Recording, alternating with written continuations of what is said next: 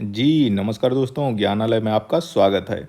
चलिए आज हम लोग क्या पढ़ रहे हैं, हम लोग पढ़ रहे हैं ईएमआरएस की तैयारी कर रहे हैं। ईएमआरएस मतलब एकलव्य मॉडल रेजिडेंशियल स्कूल के तहत हॉस्टल वार्डन के पोस्ट निकले हुए हैं। नवंबर-दिसंबर में इसके एग्ज़ाम होने की उम्मीद है। इसी क्रम में हम लोग तैयारी अपनी जो है तेज़ कर रहे हैं। हिंदी हम लोग पढ़ रहे हैं। हिंदी में जो है आज की वीडियो में हम जो लैंग्वेज कॉम्पिटेंसी है, लैंग्वेज कॉम्पिटेंसी में हिंदी भी पूछी जाएगी, इंग्लिश भी पूछी जाएगी और एक जो है रीजनल लैंग्वेज भी आएगा। तो जो हिंदी आएगी, हिंदी 10 नंबर की हिंदी आएगी, 10 क्वेश्चंस आएंगे। तो आज की इस वीडियो में हम लोग वो 10 क्वेश्चंस पढ़ेंगे जिनके एग्जाम में आने की संभावना ज़्यादा है। हम एक इसे प्रैक्टिस के रूप में देखेंगे, हम इसे इंपॉर्टेंट क्वेश्चन के रूप में देखेंगे। तो आज का जो पहला क्वेश्चन है कि चिरंतन शब्द का विलोम क्या है। जैसा कि अगर आप लोगों ने हिंदी का सिलेबस पढ़ा होगा तो हिंदी में साफ साफ लिखा हुआ है कि एक विलोम सिलेबस में शामिल किया गया। तो एक एक या दो क्वेश्चन विलोम विलोम से जरूर आएंगे। तो आज का जो पहला क्वेश्चन है कि चिरंतन शब्द का विलोम क्या है। तो चलिए हम चारों ऑप्शन देखते हैं और एक एक ऑप्शन को समझने की कोशिश करते हैं, हमें अपना आंसर अपने आप मिल जाएगा। नस्वर का क्या मतलब, चिरंतन का अगर आपको मतलब नहीं पता है तो ठीक है, छोड़ दीजिए, कोई बात नहीं। पहले हम चारों ऑप्शन देख सकते हैं। नस्वर का क्या मतलब होता है। नस्वर मतलब जिसका नाश हो सके। कहते हैं ना कि शरीर नश्वर है। नश्वर है मतलब नाश होना ही होना, एक दिन ख़त्म होनी होनी है। अचिंतन मतलब चिंतन का उल्टा है। अचिंतन जो है चिंतन का उल्टा हो सकता है, और क्या हो सकता है। तो मान लीजिए चिंतन का अचिंतन हो गया, इसका उल्टा होगा नश्वर। अचर चर का उल्टा है यानी विलोम है। अचेतन चेतन का उल्टा है। तो बच क्या रहा है हमारे पास बच रहा है नश्वर। नश्वर का कोई विलोम नहीं मिल रहा है, तो मतलब चिरंतन का जो विलोम शब्द है वो है नश्वर। और चिरंतन का मतलब होता है चिर स्थायी, जो कभी नाश ना जिसका हो। और नश्वर का क्या मतलब है, जिसका नाश हो सके। तो चीर मतलब चिरंतन का जो विलोम शब्द है वो है नश्वर, इसे नोट कर लीजिए। और आज का दूसरा क्वेश्चन देखते हैं कि किस शब्द की वर्तनी सही है। शुद्ध वर्तनी इसमें पूछा गया है, जरूर पूछा जाएगा एग्जामिनेशन में, कोई ना कोई वर्तनी जरूर पूछी जाएगी। चलिए हम लोग देख लेते हैं कि इसमें कौन सा सही है। एक तो है आधीन, व्यवहारिक, मिष्ठान, अत्यधिक। तो इसमें कौन सी वर्तनी सही है। आधीन नहीं होता, अधीन होता है पहली चीज। व्यवहारिक नहीं होता है, व्यावहारिक होता है। ध्यान से नोट करिएगा। मिष्ठान नहीं होता, मिष्टान्न होता है, मतलब टा होता है मिष्टान्न। अत्यधिक सही है, अत्यधिक।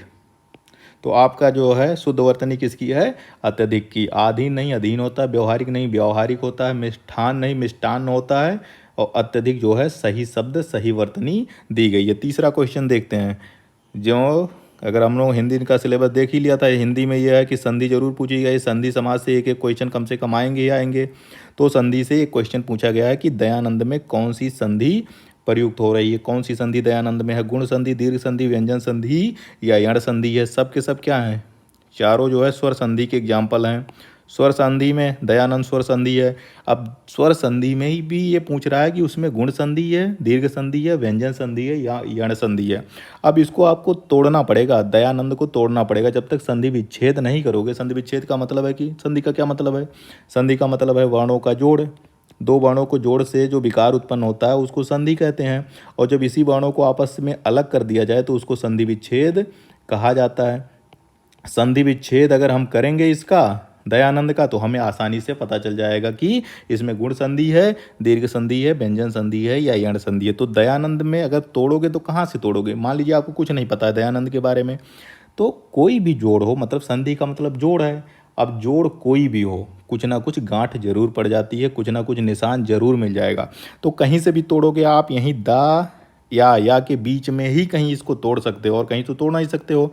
दया या नंद कर सकोगे, ये टूट नहीं रहा ठीक से। अगर इसको तोड़ोगे तो ये बनेगा दया, दया अलग हो जाएगा, और आनंद अलग हो जाएगा।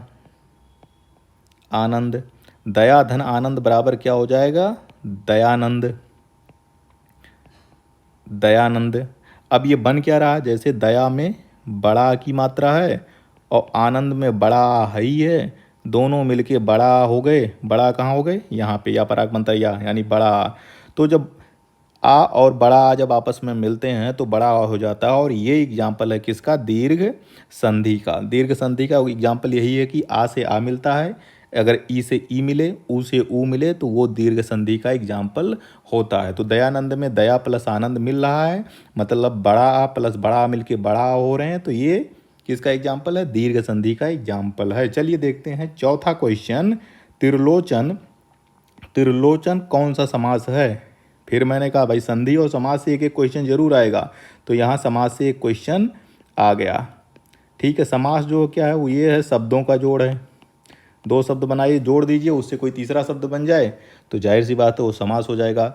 संधि क्या थी? दो वर्णों को दो जोड़ दीजिए, जो उससे नया विकार बनेगा, जो नया परिवर्तन होगा उसको संधि कहेंगे। तो समास में ये जो पूछ रहा है कि त्रिलोचन में कौन सा समास है? त्रिलोचन, अगर इसको हम तोड़ेंगे, त्रिलोचन में समास, अगर समास विच्छेद करोगे, समास को भी अलग करोगे भाई। जब समास दो शब्दों से बना हुआ है तो समास को भी तोड़ सकते हो, क्यों नहीं तोड़ सकते हो? तो जब इसको समास को तोड़ोगे तो ये त्रिलोचन जो शब्द है इसको तोड़ोगे तो ये त्रि प्लस लोचन में टूट जाएगा, त्रिलोचन।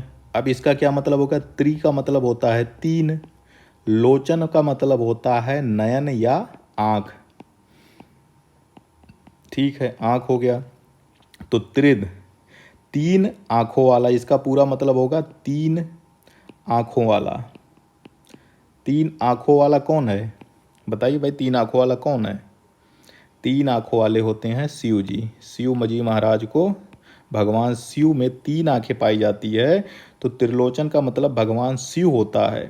त्रिलोचन का क्या मतलब होगा? त्रिलोचन का अर्थ होता है शिव।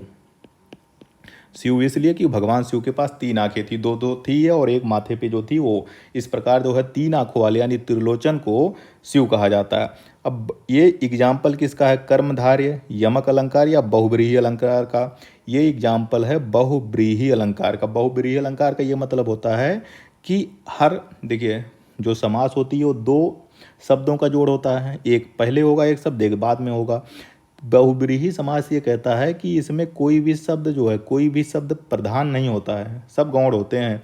ना तो त्रि प्रधान है, ना तो लोचन प्रधान है, और तीसरा जब ये मिलेंगे तो ये एक नया अर्थ देते हैं। मतलब त्रिलोचन तो तीन आंखों वाला होता है, लेकिन ये अर्थ देता है भगवान शिव का। मतलब इसका जो सामान्य अर्थ होता है उससे अलग होता है। त्रिलोचन तीन आंखों वाला, और तीन आंखों वाला मतलब इसका अर्थ तो तीन आंखों वाला, लेकिन ये नहीं होता है। त्रिलोचन का मतलब होता है भगवान शिव। तो भगवान शिव या त्रिलोचन जो है बहुब्रीहि समास का एग्जाम्पल है। चलिए छठा क्वेश्चन देखते हैं। पर्यायवाची पूछी ही जाएगी, जाहिर सी बात है कि जो लैंग्वेज कॉम्पिटेंसी टेस्ट है हिंदी में वो पर्यायवाची जरूर आएगी। एक क्वेश्चन पर्यायवाची से भी आएगा, और यहाँ पे पूछा भी गया है कि कौन सा पर्यायवाची देवता का पर्यायवाची नहीं है। देवता, देवता मतलब भगवान, गॉड, गॉड का जो है या देवता का या फिर जो है ईश्वर का पर्यायवाची नहीं है। सुर, सुर मतलब देवता होता ही है। निर्जर मतलब देवता होता है। विबुध मतलब देवता होता है।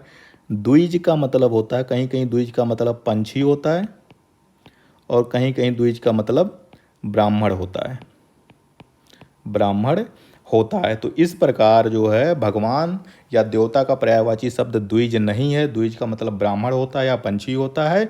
बाकी जो तीन और दिए गए हैं, सुर, निर्जर और विबुध, ये देवता के पर्यायवाची हैं। चलिए हम देखते हैं सातवां क्वेश्चन अपना देख लेते हैं कि गंगा नहाना मतलब, गंगा नहाना मुहावरे का सही अर्थ क्या है? गंगा नहाना मतलब, अगर इसी का अर्थ निकाल लोगे, ध्यान से अगर दो तीन बार बोलोगे अपने आप अर्थ क्लियर कर जाओगे। गंगा नहाना मतलब गंगा नहाना थोड़ी ना होगा। मुहावरे का मतलब ये होता है जो चीज़ लिखी होती है उसका मतलब होता ही नहीं है, उसमें तो कुछ अर्थ छुपी होती है। ये भाषा में चमत्कार लाने के लिए, भाषा में आकर्षण लाने के लिए मुहावरों का, लोकोक्तियों का प्रयोग किया जाता है। तो गंगा नहाने का मतलब है, पहला ऑप्शन दिया गया कि कठिन कार्य पूरा होना, दूसरा सदाचार का पालन करना, पवित्र होना, कार्य को अधूरा छोड़ देना। तो इसमें जो होता है गंगा नहाने का मतलब होता है कि किसी कठिन कार्य को पूरा करना। कहते ना भैया, हमने शादी कर ली, छोटी बहन की छोटी बेटी की शादी कर ली और हमने गंगा नहा लिया। गंगा नहा लिया मतलब हमने जो एक कठिन काम था वो हमने पूरा कर लिया है मेरे जीवन का, जो अपने जीवन का, हमारे जीवन का कठिन काम था वो गंगा नहा लिया। मतलब मान लीजिए हमने हिंदी के पूरे सिलेबस पढ़ लिए और हम कहे भैया भैया हिंदी का पूरा सिलेबस हो गया, अब तो लग रहा है कि हमने गंगा नहा लिया है, मतलब कठिन कार्य हमारा जो था वो पूरा हो गया। तो गंगा नहाना मुहावरे का सही अर्थ है कठिन कार्य का पूरा होना। क्यों? सदाचार का पालन करना, इससे कोई मतलब बैठ ही नहीं रहा। गंगा नहाना मतलब पवित्र होना, ये भी इसका कोई मतलब नहीं है। कार्य को अधूरा छोड़ देना, ये भी कोई मतलब नहीं है। चलिए नौवां क्वेश्चन, सातवां अब देखते हैं हम लोग। पाँचवा छठवां क्वेश्चन हो गया। और अब हम लोग देख लेते हैं 7वां क्वेश्चन देख लेते हैं और 8वां क्वेश्चन देख लेते हैं। चलिए ठीक है। राम पढ़ता है, जैसे उसमें पूछा था उसमें था बर्तनी शब्द शुद्धि हो ही गई थी, कौन सा शब्द सही है। अब यहाँ पे पूछा जा रहा है कौन सा वाक्य सही है, वाक्य कौन सा सही है, कौन सा शब्द सही है, ये सारी चीज़ें पूछी जाएंगी एग्जामिनेशन में।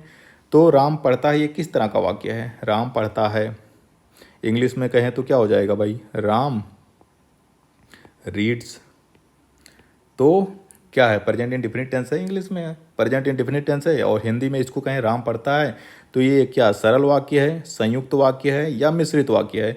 अगर जाहिर सी बात है, अगर ध्यान से देखो कि क्या है भाई, राम है एक सब्जेक्ट है और एक क्रिया है, संज्ञा है और क्रिया है, दो ही शब्द है, सरल वाक्य है, जाहिर सी बात है, सिंपल सेंटेंस है, सरल वाक्य है। संयुक्त क्यों नहीं है, संयुक्त में क्या होता है कि वो दो दो वाक्य आपस में जुड़े हों कहीं से। मिश्रित वाक्य मतलब वो दो विभिन्न प्रकार के वाक्य आपस में कहीं पे जुड़े हों तो उसको मिश्रित कहेंगे। तो राम पढ़ता है एक सिंपल सेंटेंस है, सरल वाक्य है। अब 8वां क्वेश्चन देखते हैं कि इनमें से कौन सा वाक्य शुद्ध है। अब वाक्य शुद्धिकरण में इस पे पूछ लिया, उसने अध्यक्ष को निवेदन किया। भाई अध्यक्ष को क्यों निवेदन करेगा भाई, जाहिर सी बात है। उसने अध्यक्ष से निवेदन किया, जाहिर सी बात है। इसी दोनों में से कोई ना कोई सही है। उसने अध्यक्ष को आदेश दिया, अध्यक्ष को कौन आदेश दे सकता है, आदेश देने का मतलब होता है कोई अपने से छोटे आदमी को, अपने से अधीन, अपने अधीनस्थ को आदेश दे सकता है। अध्यक्ष जी तो खुद अध्यक्ष हैं भाई संस्था के, उसको आदेश थोड़ी ना दे पाओगे। अध्यक्ष जी आपको आदेश देंगे कि भाई ये काम करो वो काम करो। तो आदेश हम उसे देते हैं जो हमसे नीचे काम करता है, जो हमारे अधीन होता है, जो हमारे आज्ञा को मानेगा, हम उसको आदेश दे सकते हैं। सबको थोड़ी ना आदेश दे सकते हैं। प्रधानमंत्री जी को हम थोड़ी ना आदेश दे सकते हैं कि साहब ये करो, वो हमें आदेश जरूर दे सकते हैं कि तुम ये करो। तो ये हो गया आदेश। तो ये आदेश शुद्ध वाक्य तो है नहीं कि उसने अध्यक्ष को आदेश दिया, ये सही नहीं है। इनमें से कोई नहीं, ये भी गलत है। अब जो हमारे पास जो दो चीज़ बचती है वो यही है, क्योंकि दोनों सेम है, इसमें से एक सही होगा एक गलत जरूर होगा। उसने अध्यक्ष को निवेदन किया, उसने अध्यक्ष से निवेदन किया, कौन सा सही लग रहा है, सुन के ही सही लग रहा है यार। उसने अध्यक्ष से निवेदन किया, अध्यक्ष से निवेदन करोगे, अध्यक्ष को निवेदन थोड़ी ना होता, अध्यक्ष से निवेदन होता है। चलिए ये भी क्लियर हो गया। 9वां क्वेश्चन देख लेते हैं कि शुद्ध वर्तनी वाले शब्द का चयन करिए। देखिए वर्तनी भी पूछ लिया है, एक और इससे पहले पूछा था, यहाँ फिर पूछा गया है कि शुद्ध शब्द जो है कौन सा शब्द सही है, कौन सी वर्तनी किसकी स्पेलिंग सही है। चलिए देख लेते हैं कौन सी इसमें सही हो सकती है। अंत्याक्षरी, पूजनीय, तदोपरांत और कवयत्री। बताइए आप लोग कौन सा है, वीडियो रोक के कमेंट करिए इसमें कौन सा वर्तनी सही है, अंत्याक्षरी, पूजनीय, तदोपरांत या कवयत्री, कमेंट करिए। चलिए ठीक है, कमेंट कर दिया होगा अगर आप लोगों ने यहाँ तक देख लिया होगा वीडियो। चलिए अंत्याक्षरी जी हाँ सही है, अंत्याक्षरी सही है। पूजनीय सही नहीं है, क्यों नहीं सही है, पूजनीय नहीं होता है, पूजनीय होता है, सही शब्द पूजनीय होता है। और तदोपरांत नहीं होता है, सही शब्द होता है तदुपरांत, तदुपरांत। कवयत्री नहीं होता है, कौयत्री होता है, कौयत्री। नोट कर लेना, ये ऐसा नहीं है कि ये अब यही क्वेश्चन पूछा जा सकता है, इसमें से कुछ भी पूछा जा सकता है। अंत्याक्षरी पूछी जा सकती है, इसमें आधा ना आधा ता में खेल के कर देगा और समझ नहीं पाओगे कि कौन सा सही है। तो सही शब्द है शुद्ध वर्तनी है अंत्याक्षरी की। पूजनीय जो नहीं, पूजनीय होता है सही शब्द, तदोपरांत नहीं तदुपरांत होता है, कवियत्री नहीं कौयत्री सही शब्द होता है। चलिए लास्ट क्वेश्चन आज के इस वीडियो का, अंधा होना। अंधा होना का मतलब ये तो है नहीं भाई, क्या है ये, मुहावरा है। मुहावरा जो लिखा होता है उसका वो अर्थ होता ही नहीं है, जो चीज़ लिखी होती है उससे इतर उससे भिन्न अर्थ मिलता है। तो अंधा होना का मतलब ये थोड़ी ना कि आप ब्लाइंड हो, उसका कुछ और ही मतलब निकलता है। भाषा में चमत्कार के लिए, भाषा में एक नया अनोखापन लाने के लिए इसका प्रयोग किया जाता है मुहावरों का। तो आँखों से दिखाई देना पहला ऑप्शन है, अरे नहीं भाई, अंधा होने का जो चीज़ लिखी है वो तो होएगा नहीं, वो तो उसका अर्थ होता ही नहीं, उससे भिन्न अर्थ होता है। विवेक भ्रष्ट होना, चलिए बी ऑप्शन है। सी ऑप्शन हो जहाँ धांधली का बोलबाला हो, अंधा होने का मतलब यहाँ से भी कुछ नहीं है। आंखों से काना होना, भाई ये क्या मतलब होता है, आंखों से काना क्या। तो जो सही शब्द है अंधा होने का अर्थ है विवेक का भ्रष्ट हो जाना, मतलब आपके सामने बहुत सारी चीज़ें हो रही हैं लेकिन आपका दिमाग काम ही नहीं कर रहा है, सोच ही नहीं पा रहे हो, अंधा हो गए हो। तो उसको क्या कहते हैं कि भाई विवेक भ्रष्ट हो गया है, सोचने समझने की क्षमता ही खत्म हो गई है। तो इस प्रकार हमने जो है हिंदी के 10 इंपॉर्टेंट क्वेश्चंस आज हम लोगों ने पढ़ लिए हैं। अगर आप लोगों ने अब तक की वीडियो